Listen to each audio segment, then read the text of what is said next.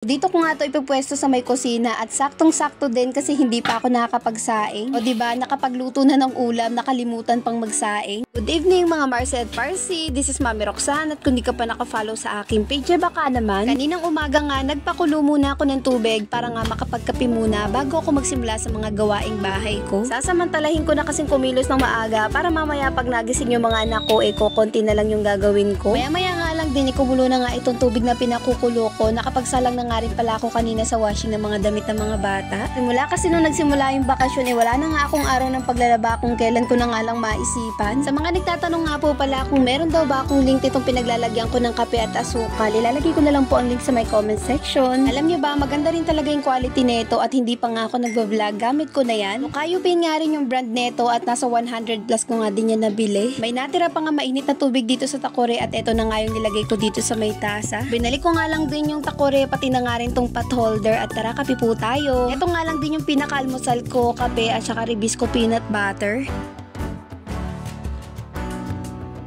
Pagkatapos ko nga magkape, hinugasan ko na nga rin yung mga baso na pinag-inuman kagabi ng tubig bago nga matulog, pati na nga rin yung pinagkapehan ng asawa ko kaninang umaga bago pumasok. Para nga wala akong makikitang hugasin dito sa lababo at malinis ngang tignan. Hindi pa rin naman ako makakapaglinis neto sa may sala kasi yung mga anak ko ay natutulog pa nga doon. At till now kasi sa may sala pa rin kami natutulog dahil mainit pa rin naman. Dito nga natapos ko na mapaikot yung mga damit ng mga anak ko at na nakasalang naman sa washing yung mga puting damit. Bago pa nga ako makapag-hanger dito ng mga damit, kinuha ko muna yung mga hanger na nilabhan ko nung nakaraan. Nakakatawa kasi hindi ko pa nga natatanggalan ng hanger yung mga nilabhan ko nung nakaraan. Kung hindi pa nga ulit ako maglalaba, hindi pa nga yung matutupi. Maya-maya nga lang din, natapos ko na nga tong lahat i-hanger. Kaso nga lang pagsilip ko sa labas, umaambun pala. Kaya naman wrong timing nga itong paglalaba ko ngayong araw. Kaya tinabi ko muna yung mga sampayin ko at magluluto muna ako ng itlog para mamaya pagising ng mga anak ko, meron na silang kakainin. Dalawa nga yung switch namin sa ilaw dito sa may kusina at dalawa nga itong ilaw na kinabit ng asawa ko rito. Pabor nga sa akin yun, alam niyo naman pagka content creator kailangan talaga maliwanag para nga maganda rin yung quality ng videos. Kaya nga kung dati gumagamit pa ako ng ring light pagka dito ako nagsushoot sa may kusina, ngayon nga hindi na. Magpiprito nga lang ako ng 4 na itlog at alam niyo naman ng mga bata, itlog is life, char. Pero honestly, itlog talaga yung prinito ko para nga mas madaling lutuin. Tsaka pag nagluluto ko ng ulam sa gabi nga lang, tapos kung ano yung matitira sa gabi, yun na yung ulam namin sa tanghalian. Pero dahil wala namang natira kagabi, kaya naman pritong itlog na lang. Tsaka okay din to, tipid lang din talaga kami pagka ganitong tatlo lang kami dito sa bahay. Minsan nga pagka tinatamad na ako magluto, yung inuulam naming tatlo sardinas. Buti na lang din talaga at hindi maaarte sa pagkain yung mga anak ko at hindi sila mapili. Sakto nga habang nagpiprito ako ng itlog, nagising na nga rin yung mga anak ko pero hindi muna kami kakain at wala pa nga sila sa mood kumain. Kaya nilagay ko muna sa lamesa yung prinito ko na itlog. Pagkatapos nagligpit nga lang din ako dyan ng pinaglutuan ko at maya-maya lumabas naman ako dahil napansin ko nga maaraw na sa labas. Pero alam nyo ba, sayang lang din yung effort ko ng mga oras na to. Kahit napaka-araw nga ng mga oras na yan, maya-maya umambun din naman. Pinagod nga lang din ako nyan kasi nga maya-maya lumabas din ako para magsamsam dahil umaambun na.